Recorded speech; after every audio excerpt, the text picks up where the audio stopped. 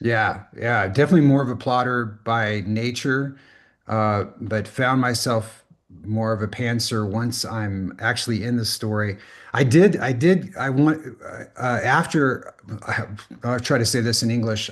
Once I kind of got into the storyline, I realized that I was not exactly drowning, but I was holding a lot and trying to manage it. And again, this was all like I came into this almost by surprise. So I went to study under one of the greats, Robert McKee, who's known as kind of the great architect of story crafting. He wrote a book called Story as a is an icon in Hollywood when it comes to script writing. I flew to California. I sat under his teaching for 40 Wow. hours to to learn about this idea of how do you hold a story as it's unfolding in this context, you know?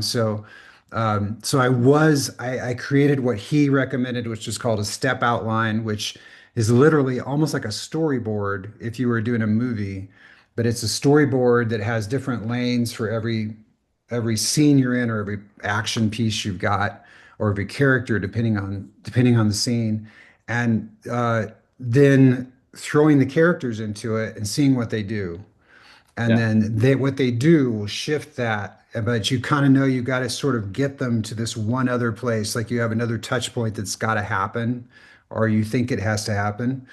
And so that was kind of how it would work is, guys, I think we're going there. And then they would go, nope, we're going over here. And so I'd take a left and head where they went and then try to make my way back to where I believed the story was going to need to go. And so it was a negotiation once I was actually on the page writing the story. But I began with a framework where I knew where things were going to go.